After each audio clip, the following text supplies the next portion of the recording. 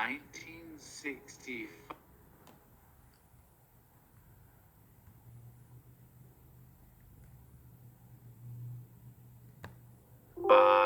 was a year of sweeping changes, with LBJ announcing the plan for his Great Society. The programs sought to vastly expand the American welfare state and the role of the federal government in virtually all aspects of American life. As the domestic landscape was changing, so too was foreign policy in regards to Vietnam, with the first round of combat personnel being deployed, and this was just the beginning.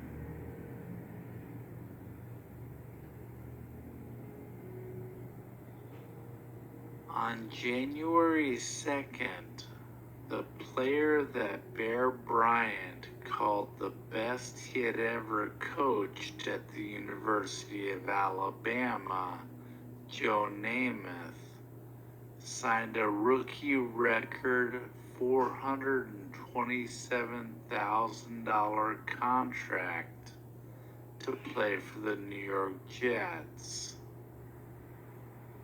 Joe Namath would go on to be a Hall of Fame quarterback and also win the Super Bowl with the Jets a few years later.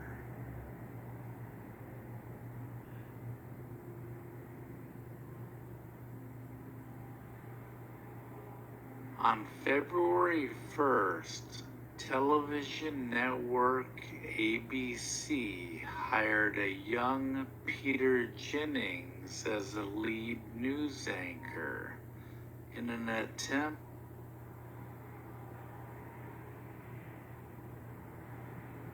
to attract younger viewers. He was at the time the youngest U.S. network anchor in history.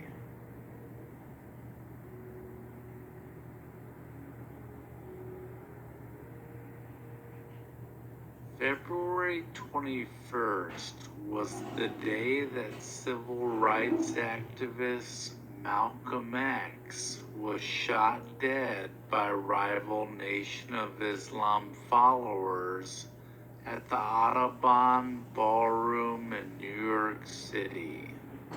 Malcolm X was addressing his organization of Afro-American Unity at the time of the assassination.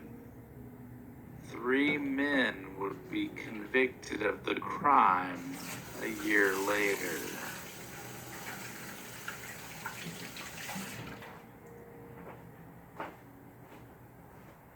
On March 7th, a 25-year-old activist named John Lewis led over 600 marchers across the Edmund Pettus Bridge in Selma, Alabama, and faced brutal attacks by the oncoming state troopers.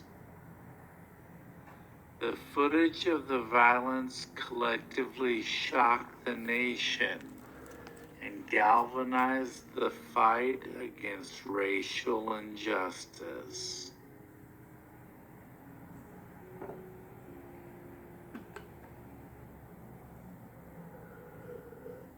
In an effort to meet single women, Alan Stillman bought a bar and opened it on March 15th on the Upper East Side of New York City. He named it after a slogan he remembered from college, TGIF. TGI Fridays was one of the earliest singles bars, but eventually evolved into a family-friendly chain of restaurants.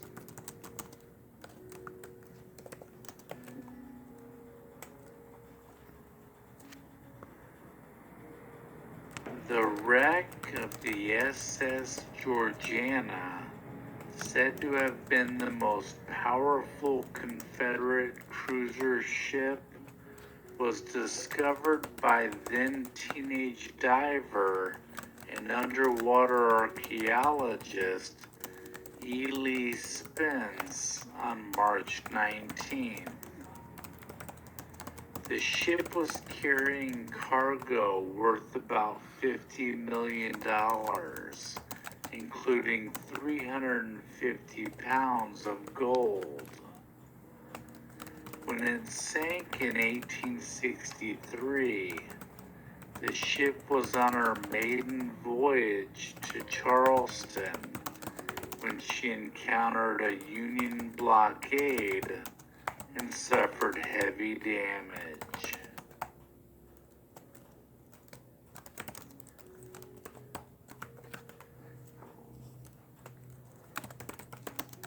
On April 11th, the Palm Sunday tornado outbreak of 1965 occurred. An estimated 51 tornadoes hit 6 Midwestern states, killing over 250 people and injuring more than 1,500.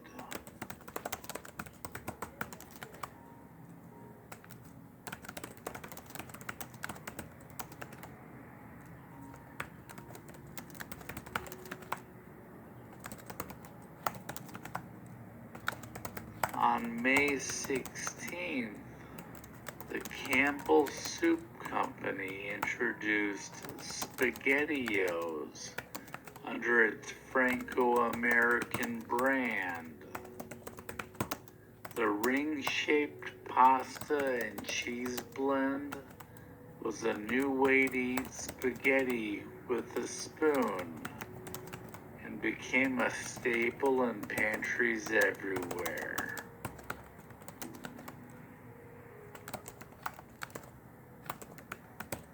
On June 7th, Sony unveiled its brand new consumer home videotape recorder, today known as a VCR, which was originally intended to show homemade videos.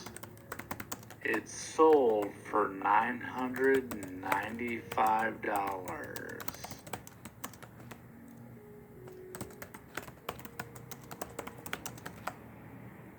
At the Newport Folk Festival, Bob Dylan was a favorite among the folk music faithful. But on the night of July 25th, Bob Dylan plugged in an electric guitar instead of performing the expected acoustic set. This shocked many of the pure folk enthusiasts and was a controversial moment in Dylan's career.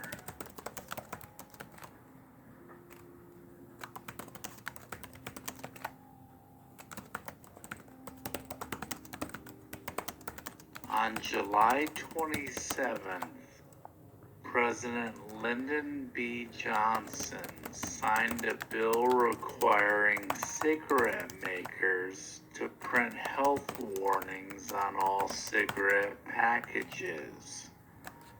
It read, "Caution, cigarette smoking may be hazardous to your health."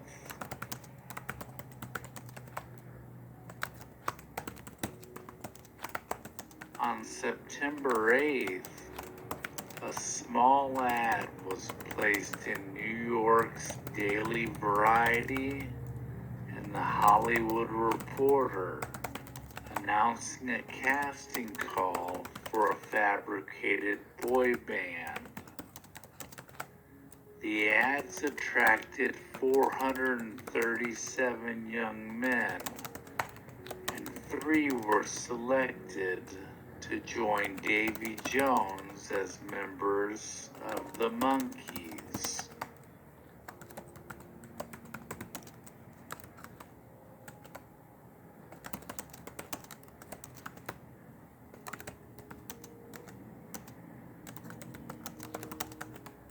Hurricane Betsy blew ashore near New Orleans on September 9th. The storm packed winds of 145 miles per hour, causing 76 deaths and $1.42 billion in damage. The storm is the first hurricane to ever cause $1 billion in unadjusted damages, giving it the nickname Billion Dollar Betsy.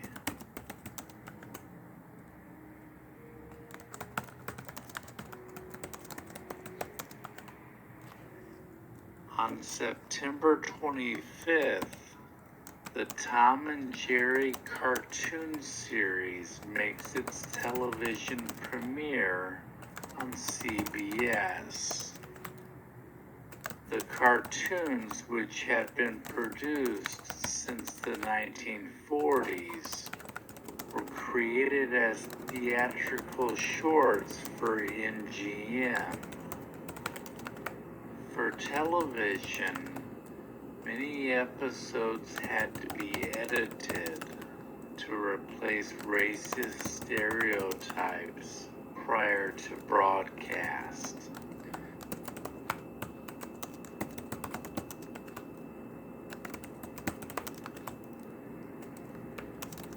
On October 28th, the 630-foot-tall Gateway Arch was completed in St. Louis, Missouri.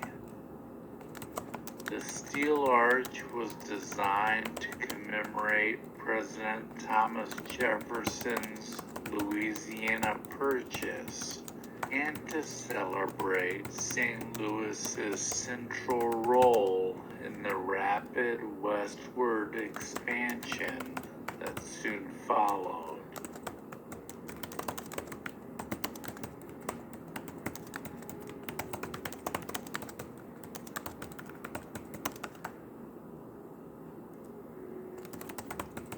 On November 7th, the Pillsbury Doughboy was born when he popped out of a can of dough and said his first words, "I'm poppin' fresh," the Pillsbury Doughboy. This was the first commercial to feature the character, which was created by Rudy Purz, a copywriter working on the Pillsbury account for Leo Burnett Advertising Agency in Chicago.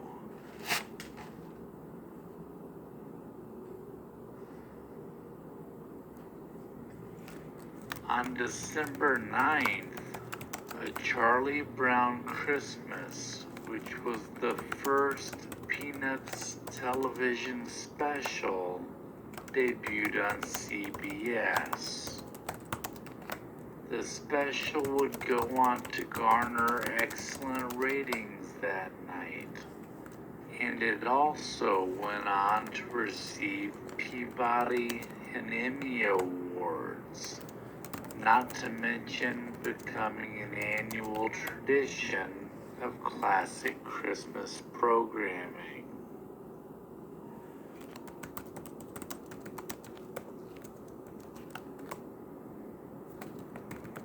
To close out the year, the Houston Astrodome officially opened on December 17th in Houston, Texas. The Astrodome was the world's first multi-purpose domed sports stadium. To celebrate the grand opening, a concert was held featuring Judy Garland with the Supremes as the opening act. Tickets for this one-of-a-kind event range from $1 to $7.50.